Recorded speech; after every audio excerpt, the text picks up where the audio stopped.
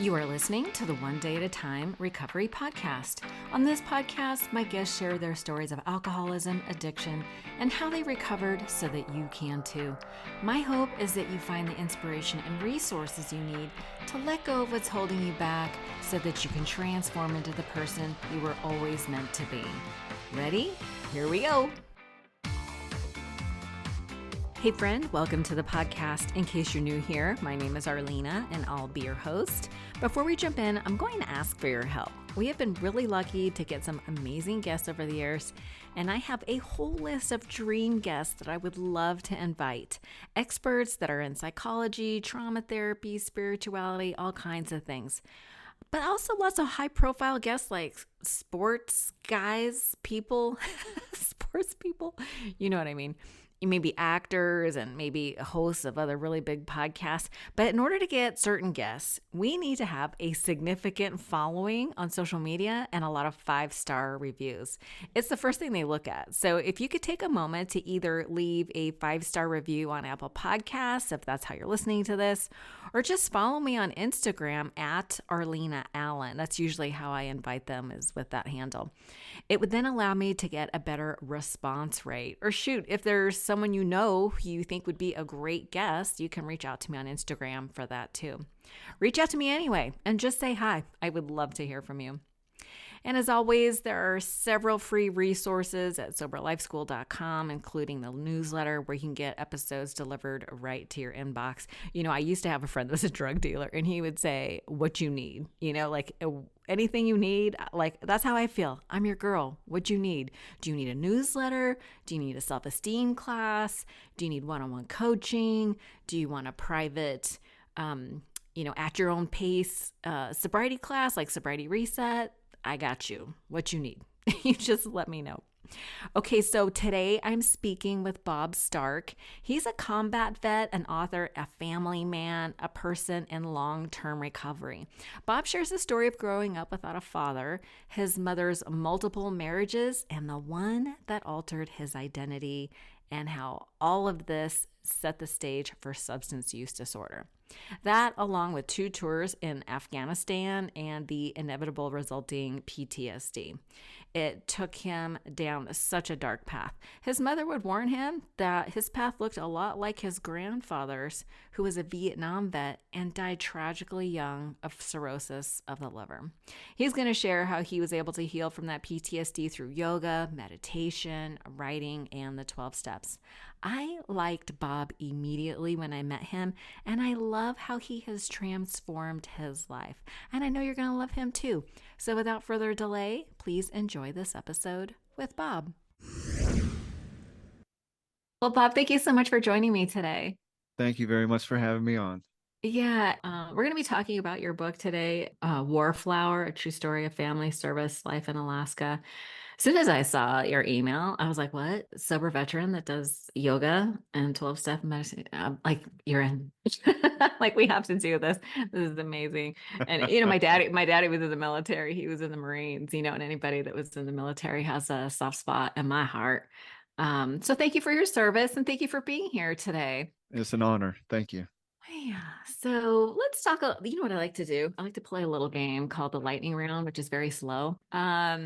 When you first got sober, you've been sober for a while now, but if you think back to when you first got sober, was there a book that particularly helped you on your recovery journey? Dharma Bums by Jack Kerouac. That book I read and reread, and I really idolized Kerouac as a writer and as a drinker.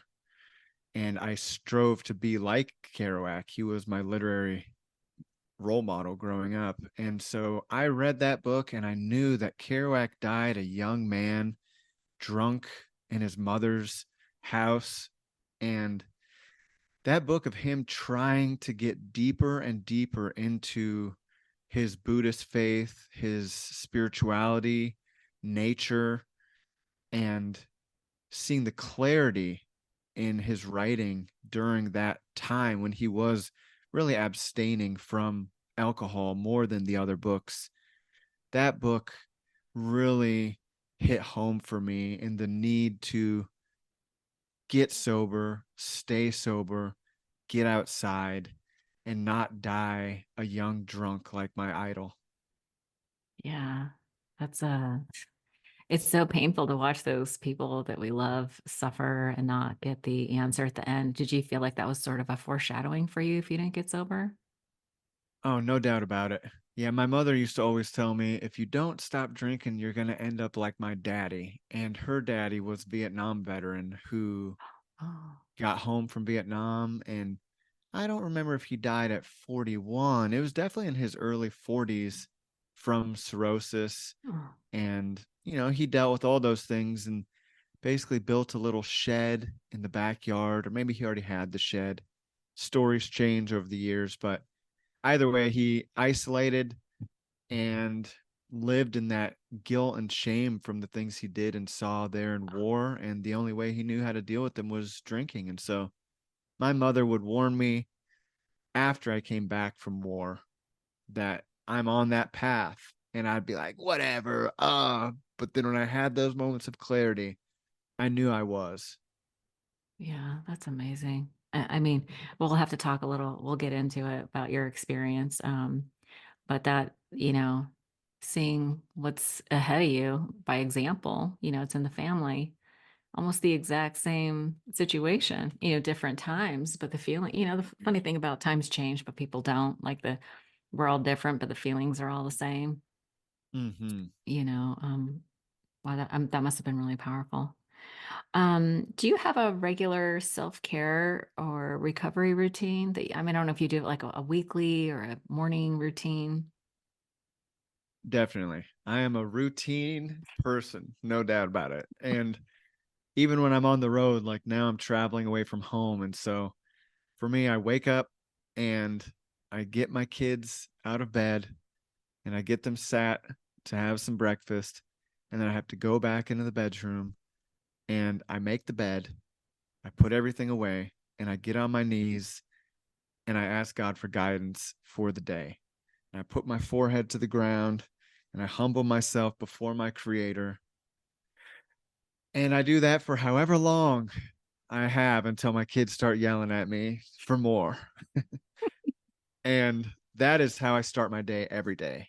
Mm. Now, what happens during the day changes day to day, but at night, I do lay down in my bed with my daughter. I put one kid to sleep, my wife puts the other kid to sleep, and we turn off the headlamp and I say, "Okay, we're going to turn off the light." We turn off the light and we take a deep breath and then we thank God for all the blessings we've received that day. And we list some of those blessings and then turn the light back on and read a story. And so the morning and the evening, kind of the inventories like they talk about in the steps, and starting the day humbling myself, I do those things every day. And they really help keep me grounded, if you want to call my chaotic mind grounded. Keep you grounded and centered. I love that. I love that gratitude practice. It's something that I feel like everybody should be cultivating. And it's just a habit, really. Like whatever you focus your attention on expands. So it kind of makes sense that if you're focused on gratitude, that you'll receive more of what you were grateful for. Oh, that's That beautiful. It's is so the hope. sweet that you're doing that with your daughter so young. How old is she? I have two daughters. One is 3 and one is 1. They're both in the half, 3.5, 1.5. Listen, at 3, that's a big deal. So 3.5, you're already helping her start her gratitude practice. So sweet. Mine are 23 and 20. So yeah, that ship has sailed, but that's beautiful. You're a girl dad. I love that. Do you have a favorite quote or mantra that you live by? Maybe an idea that guides your life? Well, not so much. No, I don't have a favorite. I have, a few and then they're constantly rotating. Yeah. And What's an and so idea no, that visits you often? an idea would be God help me not be selfish Ooh, that's a because I'm good one.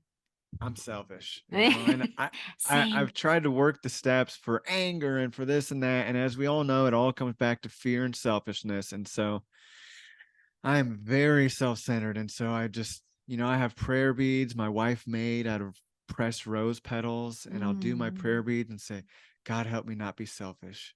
God, remove my selfishness. Anything regarding that selfishness. yeah. That's the main one that I'm doing at this time. Yeah, I really struggle with like the self-obsession. It's like my favorite song is Me, Me, Me, Me. Like, I wake up, what am I gonna do today? What am I thinking? How am I feeling? Yeah. Yeah. So being serve outward focused and how can I be of service? Like what can I give instead of what can I get? Those types of ideas. Mhm. Yeah. Very helpful being centered. And what's one thing you wish you knew when you first got sober? That being around other people who are sober is really the most important thing that I can do for healing and for the role model and mentorship. Because I did it on my own for the first few years without drinking. And I wish I would have Mm. known that. Do you think, what's interesting about the whole I hear that a lot. Maybe it's especially for men, but like if we had abandonment in our childhood on any level, we sort of develop this fierce independence or this extreme independence. And is that kind of in line with when you first got sober, or do you think it was an outcome of your work experience or? I imagine there's a combination of before military, childhood up through military. And then, I was out of the military for 8 years before I really did get sober and stuck with it. So, yes, I very much am that person still today that thinks I can do everything on my own. Well, you're in Alaska on a homestead, so I'd imagine that I that comes in handy up there. It Yeah, does. yeah, yeah. But we can definitely take that independence a little too far, and there is so much beauty and connection with others. It can be scary at first, but yeah, having community around, big life changes is really important. Hmm. Very good. Well, that's kind of it for the lightning round. Yeah, not too bad. Yeah, so let's talk a little bit about how we got here. Let's talk a little bit about like some of the early years. I always find it very interesting. I feel like childhood sets the stage for everything else. So tell me Hmm. a little bit about what your family was like. Did you have alcoholism in your family? Well, you said your grandfather, but anybody else? Yeah. I can't say that they were alcoholic. My mother left my father when I was only a few months old, and they both they met in their late teens, and I know they did a lot of partying together. Whether they were addicts or not, I'm not sure.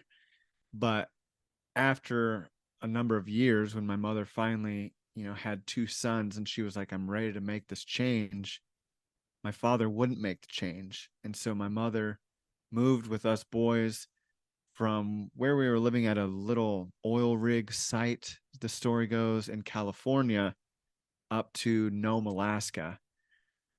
And we moved in with an uncle there.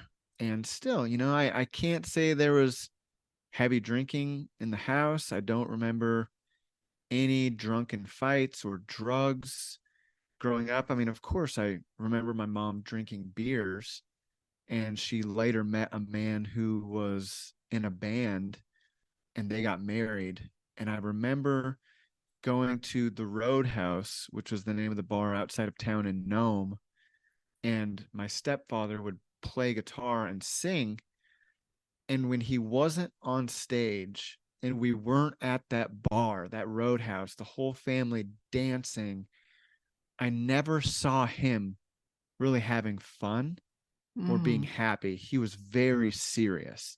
Oh, And wow. so from that early age, I don't know if I put in my mind that having beer and alcohol made everybody have fun, or if it was going out on the town and being dressed up made everybody have fun, or if it was playing music, and it was a lot of different things. But I didn't see my mother and him really drinking heavily ever. I don't remember that. As the years went on and we moved from Nome to Eagle River, Alaska, my mother started getting deeper and deeper into what I can see now as a depression, Mm. gaining weight, more lethargic, kind of letting herself go. And, she would have, if it was every day or every other day, 12 pack of Corona. And, I wasn't keeping track. I don't know how many beers she drank a day, and then there was always, some liqueurs under the sink. But I don't know. My mother's dead now, and I'm not sure if she was an alcoholic. I know she liked to drink, and she ended up making the decision to leave my father and then get with that man. And they ended up being married for 8 years, I believe. Mm. And then she left that man to be with another man, and the next man was in prison for life in the state of Alaska in a maximum security prison without parole. And so while they were married for about 13 years. And I'm because sorry to interrupt you, but was he in prison the whole time? yep, he's still in prison today. How did she meet him? Just like through letters or something? Through an odd series of events, meeting different people in Anchorage that ended up being his family that lived in these Anchorage communities. And she spoke with him on the phone one time when she was at one of their houses. And in that phone call, she agreed to bring his son from Anchorage Mm. down to Seward to visit him because he hadn't seen his son in over 15 years at that point. Wow. Yeah. And so my Yeah. mother agreed. The day came for her to drive down there with the son, and he didn't show up. She went down there, and 6 to 9 months max later, they were married. Wow. Hmm. Okay. So what did So that is that alcoholic thinking? I don't know. I really don't know. Yeah, listen, there's that's a whole other can of worms, but Yes. um we're not here to diagnose your mom, but that is really No. interesting. But Mhm. I wonder what that effect had on you, like not having your dad around. It sounds like he was far away. Did you see him much growing up? No, I do believe that fatherlessness or absenteeism, whatever the word may be, has impacted me and my brother. Hate to speak for Yeah, him, right. probably more than any other issues. So Yeah. I didn't meet my father until I was 25. I never talked Oh. to him on the phone. I didn't receive letters from him. Occasionally, we would get child support. And that was really the only communication we had was through a monthly check that may or may not arrive. And how did that make you feel growing up, not having a father? Like I was not loved by the There it person is. who, you know, who donated part of his body to my mother. And, I'm his Yeah. DNA. And so, yeah, unloved, unwanted. Yeah, that's brutal. That's a brutal way to start out, this feeling. I've heard that there are three primary wounds, right? Like I'm alone, I'm not lovable because I'm either too much or not enough, and not worthy. Those are those three core wounds. And I think as we carry that and we're developing, we start to look outside ourselves for what could make us, what can fill that gap. And I'm curious, what other ways, how did you try to fill that void? Did you start drinking early to fill that void, do you think? Oh, definitely. But I think before drinking, it was, I'm going to be the best baseball player anyone's ever seen. And Then it was, I'm going to be the best skateboarder and I'm going to be the best student. And all those things eventually dwindled away for certain reasons. But when alcohol was introduced around 11, 12, then my athleticism, my desire to be a good student, all those things just kind of disintegrated with it. Yeah. It's funny how alcohol tends to suck the life out of you even Oh, yeah. even at a young age. And so Yep. you had your first drink at 11. Obviously, you didn't become a daily drinker, but were you more of a binge drinker? What did the drinking look like from that point on? Yeah. I can't remember exactly when I had my first drink. It was around that time. And then probably around that was like on the weekends, 11, 12, 13 on the weekends. And then when the shift happened in my family with my mother marrying a man in prison, my brother went to prison at the same time. And then we moved from the town of Eagle River to a small fishing town of Seward, Alaska. I moved into town, and I don't know how other people thought of me, but how I felt was I am the prison family kid. They have Oh no man. baseball here, so I couldn't play baseball. It was a very small, tight knit community of people who grew up together. And so, how would I create my identity? Well, by being the kid who didn't care in school, who skipped every day, who either smoked bud from the second I woke up until I went to sleep, or drank, or I did both. So from that point, which was in my 10th grade year, between ninth and 10th grade, which was probably 14, 13, 14, is when 14, 15. Yeah, when I really started just drinking any chance I could. So, Yeah, that's a really difficult age, that 14, mm-hmm. 15-year-old period of time, because we're shaping our identity. And if your identity is I'm actively gonna not care, like this identity of we're the prison family. What happened to your brother? Why did he go to prison? Because he was involved in drugs and alcohol at a young Yeah, age, and he ended up committing a crime that was, it didn't hurt anybody, but it was armed robbery. And so yeah. he got sentenced as a juvenile, but he was 16 and he got sentenced as an adult. And At so 16? yep, Oh yep. my So he went God. went to the maximum security prison in Alaska, where he was surrounded by serial rapists and serial killers, and that's where he grew up. He spent the next 7 years there. Oh my God, your poor I know. brother. Yep. That is so sad. Oh my gosh. Um, I can't imagine how powerless you must have felt during that time, you know, being with Mm-hmm.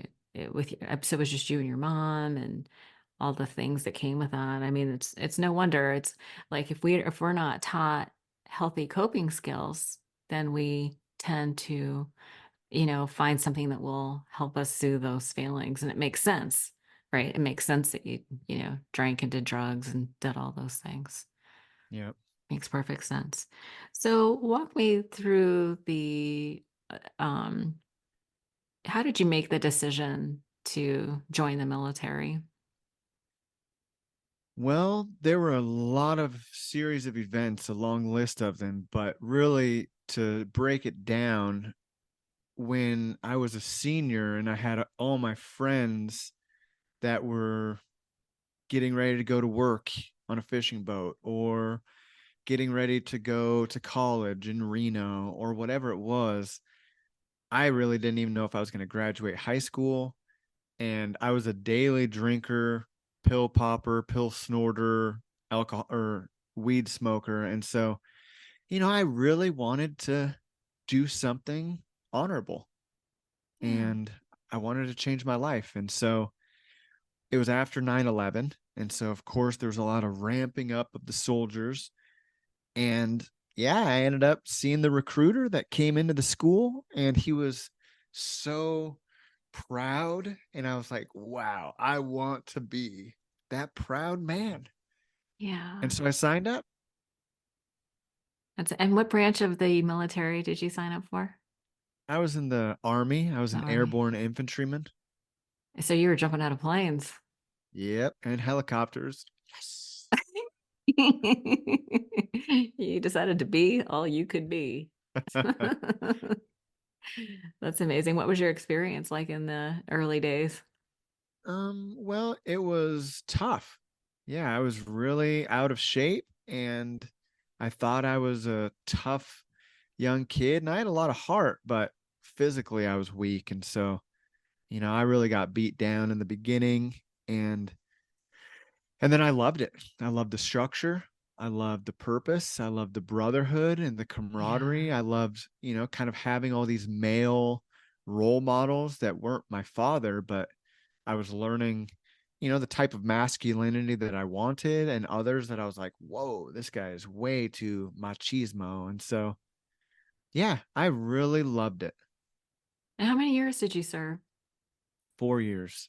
4 years. And so tell me what was the progression of being deployed? Like what was that like? Yeah. So I was called up in probably February of 2003. I joined in May of 2002. I was 17.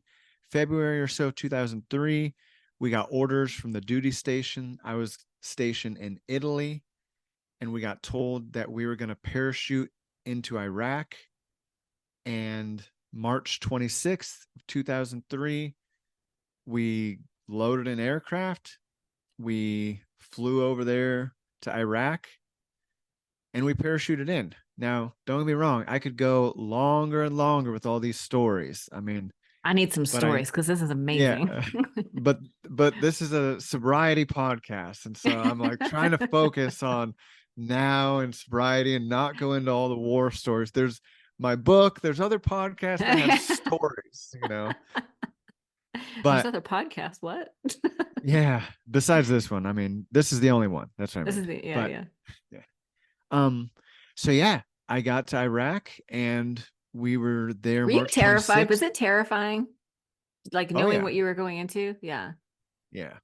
I mean, I How did hardly knew what we were going into. We thought we were jumping into a desert and we were jumping into a knee deep mud pit that we were shivering in for days. And we thought we were jumping in to find Saddam and go fight the Republican Guard, another military force. And what we ended up finding ourselves in was surrounded by a potential enemy everywhere because it was all guerrilla tactics of us being shot at or blasted by IEDs by people we couldn't see. And so it was completely different than what we thought. And it was terrifying. But like anything, yeah. just like drinking, I got used to it. And I became not scared anymore, became a cold, whoo, you shoot at me, it's over with. And so then trying to get out of that Mm. mindset has been, well, I've been out of the military for 20 years, I think, just about. And Wow. still,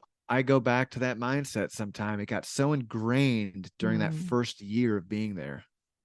Yeah, that's really scary. I would imagine, I mean, the mindset that you sort of have to adopt to survive. I'm sure, did you experience losses there as well? Did you lose friends? Did you? That's something that I'm so grateful for is that we were hit. I don't even know how many times we got ambushed or we had firefights. Not one of the guys that I worked with died. There were Wow. injuries, Yeah. most of the guys got some kind of injury, Purple Heart.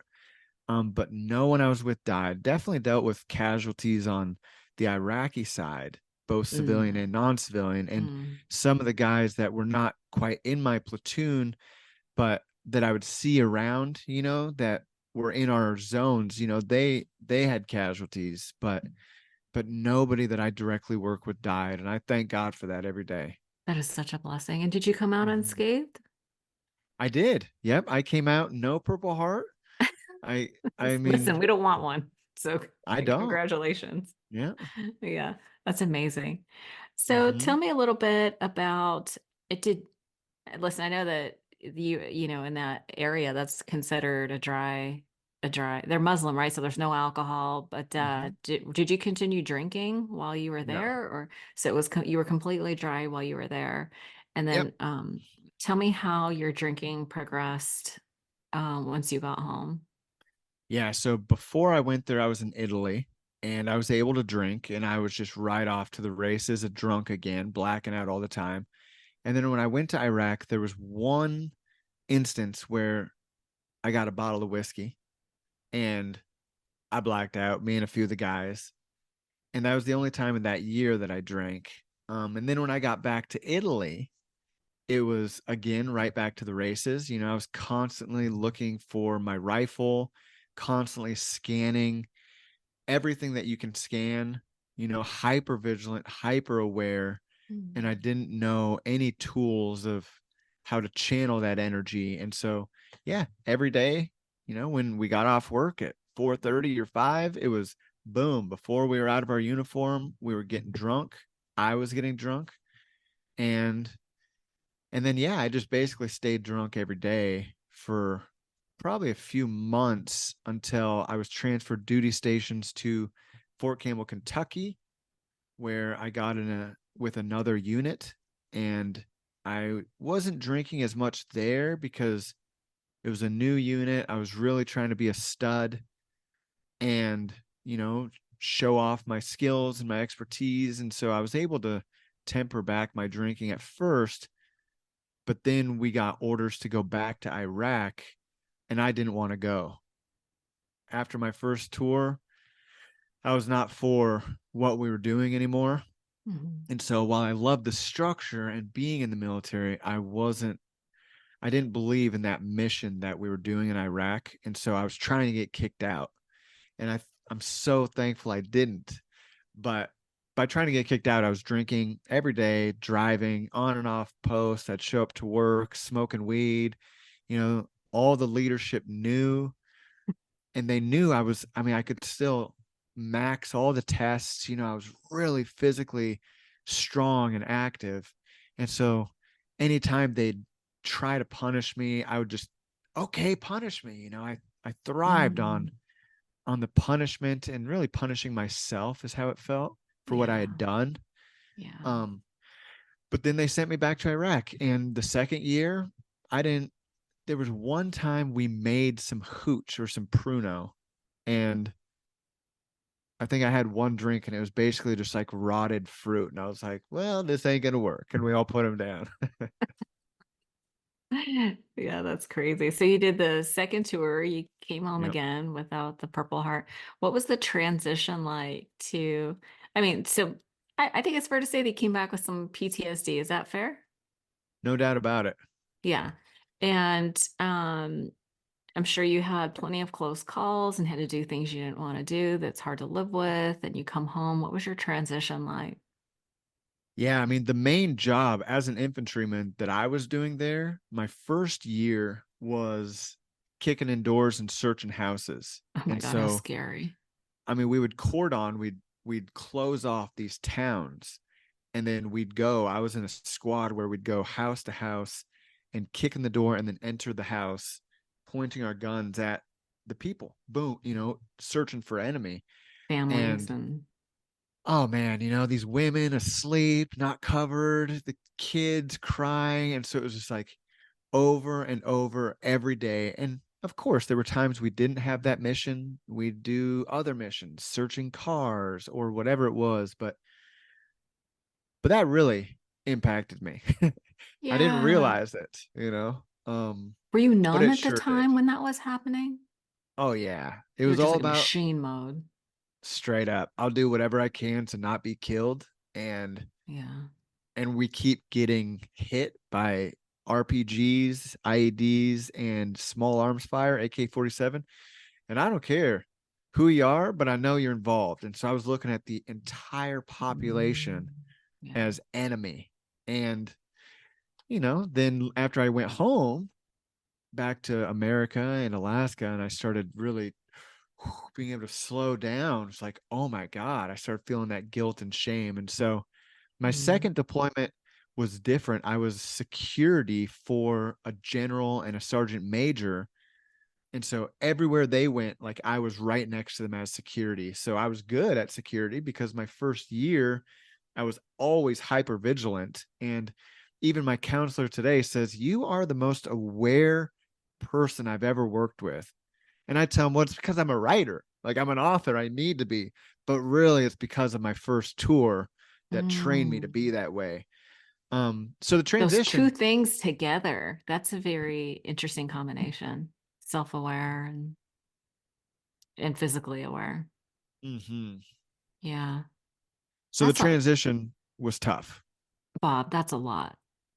That's a lot. That's a lot. I mean, that's a lot to process, once the numbness wears off, once your humanity starts, like I'm sure you like melt into back into who you are, and then the reality of your experiences that need to be processed, right? And I would imagine you probably didn't have a lot of tools.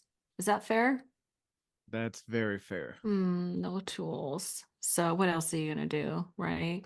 So when did you decide that the drinking was a problem and you needed to get help? Did you have like a moment of clarity? How did that work out for you? I can't say I had a moment of clarity. It was multiple times, like so many people with relapses. It was right when I got out and visiting my mother and just blacking out and puking out of the car and just not being able to be around anybody and drinking. I knew right then, okay, I've got a problem with drinking. I was Yeah, 22 when I just got out of the military. And so then from 22 until 30 is when I'm, to this day, God willing, I've been sober since I was 30. I'm 39 now. Um, congratulations. yeah, thanks. I had quite a few periods of sobriety, whether it was a few months to Hmm. 6 months to a year. I think at one point I had 2 years, and they were from anywhere from I got out of the military, I went to Alaska, and then I went down to Hawaii and then Central America. Mm. And so I got out, I had probably about $60,000, and all I wanted to do was just travel. And I got to Alaska and I got in that rut of drinking every day, smoking bud.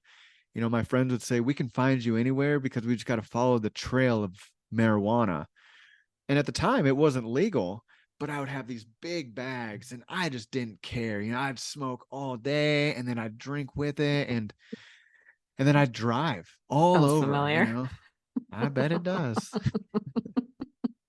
Me and you would have been friends. We could still be as Yeah. sober people. Yes, thank you.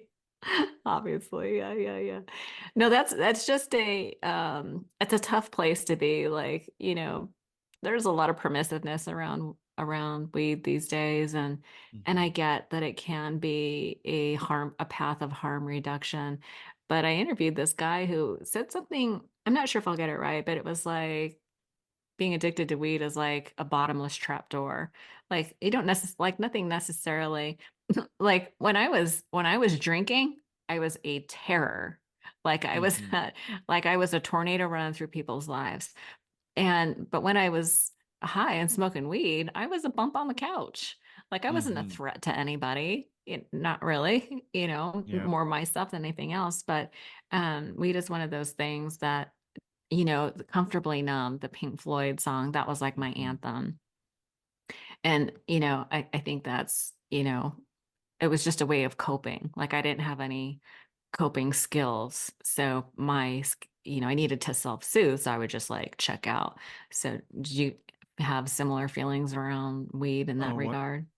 Yeah, 100%. I mean, ever since I was a kid and I first started drinking, I smoked weed, and I Hmm. smoked weed all day from the start. I wasn't just here and there, and I didn't at all while I was in the military, besides when I was trying to get kicked out. But yeah, when I got out, I was really excited to be able to smoke again. But really, it got into I was having nightmares, and I Mm. didn't know how to soothe these nightmares. And so I convinced myself that I was using this God-given plant to, to I help my love that. nightmares. I Yeah, love that talk track. It's natural. exactly. And it did keep me from dreaming. The Oh, alternative it did. that I thought at the time was, the high blood pressure medication that the VA was trying to give me. But I didn't want to start popping pills. I was snorting a lot of them in high school and I didn't want to be around pills. And I was raised kind of my mom was really into I'm not trying to be political here, but my mother was into non-vaccinations, non-medications, other than like plants and medicine. And so I didn't want to get hooked on pharmaceuticals. And Yeah, so, yeah, that's I fair. used weed every night. And then the unfortunate thing was in the morning, I would continue. Yeah. Nothing like that first side of the day. I know. We shouldn't be So, talking about uh, that. yeah, but it's part of sobriety, I guess, I mean, it's the for truth. me. Like that's what Yep, happened. And then we come no to a doubt. place where we just are so uncomfortable with how the status quo that, the discomfort gets so bad that not changing is more painful than actually doing the work of changing. So Yep. how did you enter? So you're abstinent. And so, okay, it sounds to me, if I recap, if I understand correctly, there was a periods of relapse. Like you had periods of sobriety and then you would relapse, Hmm. which is also really hard. And in my mind, people that relapse often have unresolved trauma. Does that check Hmm. out for you? No doubt about it. Yeah. And so what did Yeah, you do to get help around your trauma? I started practicing yoga in my Mm, travels in Central America. I stayed at a yoga house and I stayed there for probably 6 months where I started doing Ashtanga yoga 6 days a week. And it was really hard paced. It was they tried to have it be an alcohol free, drug free yoga house. There were about mhm, 12 of us who lived there. And so, I got really into the physical and spiritual practice of yoga. And then I left that yoga house and I continued traveling south. And in Costa Rica, I house sat a house there for 3 months by myself. And that was the first time I was really alone since I was in the military, mhm. since before, because I wasn't alone Right. really ever in the military. Yeah. And I put pen to paper and I just started writing and writing and writing. And Yeah. and that is where the first draft of my book came out of me, I was was at just that place. Yeah. That's beautiful. So it was like I've heard that many times, like the writing into recovery method, like, Hmm. and it's beautiful that you had a combination, and you had already had exposure to the 12 steps. Is that true? Nope, no No, exposure. not yet. Okay, so it was yoga, it was community, and then it Hmm. was writing. So was the That's right. writing a way to process everything that you had experienced and A lot of the things that I had a experienced. lot, yeah. Yeah, but part of why my story took 15 years to publish from start was because it was just like doing the steps. The first time was this much, second time was this much, with the fourth and Mm, fifth. And so yeah. over the years, it's been more and more. And since then, I went to India and Nepal and I did Buddhist Wow. retreats and I did different meditations that helped me with forgiveness of self and others. And I was silent during those times. And then I was a vegetarian for almost 8 years, which gave me a lot more compassion and made me feel like I was doing good instead of harm Mhm. every day to animals, including, humans and farmers, and then ethically eating. I'm not going to say I'm perfect now. I'm not a vegetarian, but I do still really try to eat ethically. And all those things I think really came together with little periods of sobriety because of handshakes with friends that was like, okay, we're going to stop drinking, but I would still smoke weed. I just wouldn't Mhm. drink. Mhm. And then when I was 30, before I was 30 is when, all these pieces came together and I had this property which I still own and live at in Alaska that's off grid, our little farm up there. And I was holing away up there by myself for years. I hadn't, it was 2 years and I was just brutally depressed. I ended up leaving the property because I was suicidal and going back to Seward. And then, yeah, a series of events happened where I was praying, asking for God, asking for strength from God to go back to my property and do it on my own. And I thought God gave me these signs that were like, you can do it on your own. You've got this. And then the day I was about to leave Seward to drive the 210 miles back to my farm, I met with my friends and I broke my ankle skateboarding. And I had no money. I was in debt from credit cards. I was receiving, I think, $1,000 a month at that time for a veteran's disability compensation that covered my mortgage, paid most of my credit debt. And now I had a broken ankle, 3 bones broken in my ankle, two Wow. dogs, and at that point, that was my unmanageability. Mm. And I ended up being put up from friends. I wasn't able to go back to my property that whole summer and for almost a year. But I remember thinking, okay, I'm going to get in this little place. My friend put me up in this place. I'm going to stay here. And I know I'm going to be on pain medication, but I'm going to finish my book. I'm going to get it published. I'm going to use this time to get off of alcohol and weed and cigarettes. And I'm going to get clean and sober. And, we all know this is the time. And gosh, everybody who stopped by, they'd bring me cigarettes, they'd bring me bud, I mean, and so Yeah. really when it finally hit was when I I used crutches. I crutched down the road to the bars because I was lonely, and I met up with some friends down there, and I blacked out, Mm. and I went back. I got back to my place, and I woke up the next day. It's like, oh my God, I can't believe I did it again. We all know the feeling, just Oh, yeah. ashamed. I had no money, so someone must have bought me all my drinks, and so I swore, I'm not doing it again. And then a couple weeks later, I'd stayed sober. A couple weeks later, stayed sober, meaning I was still smoking weed, smoking cigarettes, and popping pills, but I was not drinking. Not drinking. Yeah. Yeah.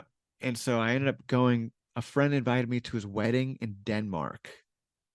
And, I went to Denmark, I went to Copenhagen. I had a couple weeks of no alcohol under my belt.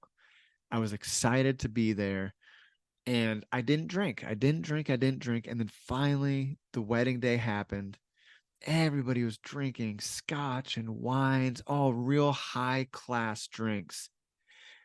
And finally, at about 1 o'clock in the morning, I caved and I started drinking. And I had a great time. I danced. I drank the best wines. Red wine was my thing. So I drank the best wines and bourbons, and I loved whiskey. And so I didn't black out. I feel like I was tempered with my drinking. I was fun. I didn't spiral into a depression later that evening. But the next day when I woke up, that's all I wanted. Yeah. Whew. And so that was the first day of me not drinking, was that next day. Wow. And that was my sobriety date today. That's amazing. After Yeah. all, I thought maybe it was going to kick in and take you on a ride, but and so you probably didn't know that that was your last time. How did you get involved in 12 step? Yeah, that's where I wish I would have known before, because I got involved in 12 step because I had a friend, an old friend, who asked me to be his sponsor. And at that point, he asked me to be a sponsor. I hadn't drank in 3 years, but I still smoked weed every day. I was still Mm, depressed. I was mm, living by myself out in the middle of nowhere. And so I'm like, mm. oh, okay, I'll see what it takes. And so I'm Googling it. I'm trying to figure it out, how to be a sponsor. And I knew there was an AA meeting in the town where I lived, but I had never been. I really didn't think I was an alcoholic. I just thought I had a problem drinking. And so I went down there, and I realized I fit right in, and I stayed around, and being around all those people gradually is that harm reduction approach for me. I think Yeah. I was in AA for a year and a half before I was like, you know what? I want to quit smoking cigarettes. I didn't want to quit smoking weed because Mhm. I had that idea that smoking weed helped me. I've always been ADD. It helped me sit down and learn how to play music. Mm. And so when I first quit drinking, but I smoked all the time, I just obsessively learned guitar and learned how to sing with the guitar. And so much of my grief came out from songwriting and Oh, singing, and I'd yeah. just cry and cry. But I was completely isolated with no friends, very suicidal and depressed. So, Yeah. It's just was not, it good? you I wouldn't don't recommend know. it? Is that what you're saying? I wouldn't recommend it. Yeah. Yeah. So you go to 12-step meetings. Did you do the whole thing? You got a spot. So that's amazing that somebody asking you for help compelled you to go to be of service. And it's so Hmm. interesting because in the 12-step literature, it does say that nothing ensures sobriety like intense work with another alcoholic. So did you then get a sponsor and do the whole thing yourself? Yeah, right off the bat, a couple people were like, "Oh, let me be your sponsor," and I didn't like them, and I didn't want them to be. And Yeah. so the first time I worked the steps, it was with a lady who I'd really come to trust, and she had my mother's name, and my mother had recently died, and so I was like, "Wow, Oh, this is." that And felt so I right. worked. It did. I worked the Yeah. steps with her, Hmm. and that it was transformational. And Wow. then I was also seeing a counselor at the time, but then I moved to Olympia, Washington to finish my college degree. And while I was there, my AA group in Alaska at that time was probably anywhere from 2 to 5 people max, all with over 20 years of sobriety, all in their Mm. 60s. All right. And so it's tough for me to really Yeah. identify with them. Um, but they were always talking about how big AA is, how huge this movement is, and they were all about the history, and I love those guys. But when I moved to Olympia, I ended up meeting a whole bunch of people that were my age, and I got a sponsor there. I worked the steps again. I would hang out with them every week for 1 hour, reading the book, doing step work. He'd make dinner. First time I ever had somebody microwave meat. It was really weird. Okay. But, Nobody's perfect. no, I love that guy. Yeah. And he was so humble and helped me work the steps, and he smoked weed, which he was like, I didn't for 20 plus years as a sober guy, but then it became legal, and I thought, well, I'm going to try this. And he was honest about that. Me, I had Okay. just quit smoking weed, Yeah. but to see his honesty and how imperfect he was, I just Yeah. really respected him. And so, yep, worked the steps, did that thing with him, and then I came back to Alaska and I got another sponsor, and that guy has now been my sponsor. I don't know how the timeline works, but we've known each other. We've been working together since at least 2019, 2020, and he's Okay. still my sponsor today, and I talk to him all the time. He's my boy. That's awesome. That's awesome. I love hearing how you had a transformation, and me, I'm an advocate of the 12 steps because it is a transformational process. And like you described, it wasn't perfect. I mean, it's interesting, like in the 12-step community, it would be very frowned upon to be working with somebody that's not practicing complete abstinence, but the rules of 12-step is in that community is the only requirement for membership is a desire to stop drinking. So listen, you know it just goes to show that it doesn't matter what they do, it matters what you do, and it matters Exactly. how you feel, and Yeah. you found a way. And there's a lot of obstacles, barriers to entry, and there's some things that are problematic about it. But the truth of the matter is it's a take what you like, leave the rest kind of a deal. And it Hmm. sounds, I don't mean to put words in your mouth, but and correct me if I'm wrong, but it sounds like you found a solution to help manage your feelings and stop doing the things that you wanted to stop doing. Is that fair? Big time. Yeah. Yeah. I love Like you that. said, Me too. Me too. I've always been kind of, well, wanted to be a rebel, like so many alcoholics and addicts. And Everybody so, is a rebel, but so to not. Yeah. exactly. Conformity is So, actually the rebellion there. yeah, when I was told not to have male or female sponsors, and I was reading the book and I didn't see all these things, but Doesn't say that anywhere. exactly. I had such issues with men that this woman, I was like, there's no way I'm going to open up with a guy. So my Yeah. first steps doing it with a woman. And, I remember, I'll never forget, we sat in her truck for 5 hours smoking cigarettes while I did the fifth step. Hmm. And at the very end of it, she says to me, she says, "Hey, Bob, so is that everything?" I was like, "Yeah, I can't think of any more." She goes, "Well, your brother told me that you were in the military." And I just You started laughing. you left I the whole just, military stuff out. yeah, I just started laughing Wow. hysterically. And she was like, "He said you did 2 years in Iraq." And I just laughed and laughed. And she was like, "Do you want to talk about any of that?" And I was quiet for probably 3 minutes. And finally I said, "No, I'm not ready." She said, "Okay, Mm.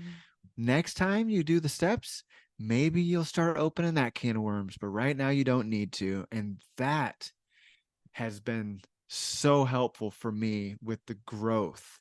Yeah. Yeah. To allow you to be safe and to do it at your own pace. That was a really wise woman. Mm-hmm. And she had the humility to, trust you to go through your own process. Yep. That was amazing. That's amazing. That's one of I the best know. stories of sponsorship I've ever heard. That's beautiful. That's going to be the clip, by the way. That was amazing. It gave me chills. My goodness. Melissa, and I love all the work that you're doing. I think it's amazing that you have been able to, really take the time to allow this book to be birthed in its own time, right? There was just more to the story. And I think it's a beautiful testament to honoring your own process, everything that you went through. There is no perfect timeline. There is no perfect way. Everybody does it different. And Mm-hmm. I just really appreciate that you honored your own path. And when you were talking about forgiveness of self and forgiveness of others, and just the whole healing that you have done, you've acquired so many tools, the Buddhism, meditation, yoga, service that you've continued to do, and being in nature, obviously, where you live, and raising this beautiful family that you have is just an amazing testament to what you can accomplish, with a little bit of hope and a little bit of love and support and maybe a whole lot of patience. Yeah, thank you.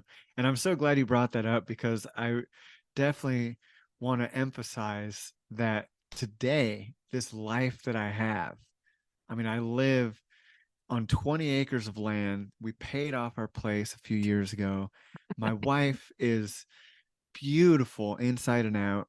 She's been sober longer than me. We have two daughters. I'm a present father, and I'm writing and I'm working with animals and the earth every day when I'm home. And the healing for me that has come from planting seeds, nurturing plants, chickens, ducks, goats. I mean, the hard work and the routine of everyday Mm, chores has helped me to grow into the man that I've always wanted to be. And the human being that I've always wanted to be. So I'm really grateful that you brought up like the current situation. I think it's easy to get stuck in all these things, that happened in the past, but right now is so good. And yay. I hope other people, if anybody listens, they can have that hope and that drive and that perseverance to just keep moving forward while glimpsing at the past, but just to keep moving forward, man. Yeah. I mean, you've created a beautiful life for yourself. I know you guys have a website and you're documenting your journey. And I was telling you, I was like, oh my gosh, there are so many, like the whole homesteading life. Like I'm obsessed. I mean, I had chickens when I was in San Jose, and I loved my little chicken farm. I had the fancy chickens, like the silkies and the Polish and stuff. So I'm a fancy girl. I like fancy chickens. But no, the whole there's so many shows about Alaska because people I think are yearning for this connection with nature and Mhm. self-sufficiency and independence. I think that really strikes a chord in people's heart. That is like a very rebellious, act, but it's also so humbling and centering and connected to spirit as well. So Mhm. if people are interested in following I know you share your journey on the homestead through your website and your writing and things like that. When people, if people are interested, how do they find you online? Yeah, they can find us online at secretgardenalaska.org. And I just want to put in a plug for you because I talked to you about a month ago and you were Uh-huh. telling me you guys should do this Patreon, you should do this, you should do that. And I was like, no, we don't want to do She's any of that. crazy.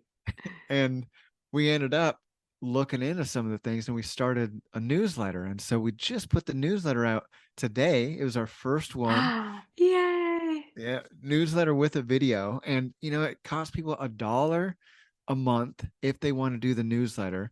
Then the next tier is like $5 for newsletter and video with discounts from our shop and then $10, or they could do it for the whole year. But either way, we've got 19 subscribers already. And Woohoo. I mean, my wife and I are so excited. So I just want to thank you so much for giving us that idea to Yeah. do that. Listen, you are just starting and your shop it's so charming, like all the things that you guys are doing, and there's so much potential. And I think you guys are gonna develop a huge following because I mean, it's just like I was saying, it's just so everybody wants a glimmer. Like maybe we all don't want to move there, but I'll watch Mhm. you live there and live vicariously through you. Yeah, that's part of a tough thing too. I think I told you on the phone, but a few years back, someone did a YouTube video, That's right. right? And that ended up having, hundreds of thousands of followers or people who liked it, and they were commenting it. This guy, Robert Stark, needs his own YouTube. And I I just told I you. didn't want anything to do with it. And then Life Below Zero, they saw it and they called and they were wanting to interview me and my wife to see if we want to be on the show as one of their folk. But we watched a couple of those episodes and we were like, man, that's one, so fake, not trying to call anybody out, and two, so invasive that we didn't want that. Yeah, And so yeah. we're like, okay, how can we utilize like my natural charisma and my wife's hard work ethic, and I mean the list of skills that we have combined. And so you pitching that idea of like, well, how about a newsletter? It's like, well, I wrote for a newspaper for a number of You're a years. writer. I'm a writer. I told you. I go, listen, you're doing all the things anyway. Just have your wife film you. Feeding the chickens and tending the animals and doing all the everybody wants I would love to see that. I just live through you. I miss my chickens, but if you have some, I would love to visit and make friends with your flock. We would love to have you. We have a little yurt Yeah. for guests and visitors. Awesome. Awesome. Well, yeah, let's get that YouTube thing going and get your your newsletter going. Yeah. Yeah. That's Just awesome. put your little email in there on our Yeah. homepage. No, $1. $1. That seems like a bargain. I think so too. Yeah. Yeah. This last one was like 6 pages and it's funny, it's hopeful. It's Yeah. rad. I'm stoked. Yeah, I think you'll inspire other people to do. I mean, I feel like no matter where you live, you can adopt some of that good, clean living into your lifestyle. Hmm. Start somewhere. That's I think awesome. so too. Well, thank you so much for your time today. I really appreciate all your stories and all the work that you're doing, on yourself as an example, but, raising your family and giving hope to others. They say that hope is hearing other people's experiences. And so I think we got a really good, healthy dose of hope today. So thank you so much. Thank you so much for having me on and keeping this podcast running. Don't Yeah. lose. You got a huge audience. It's going to keep growing. So you're Yeah. making a difference yourself.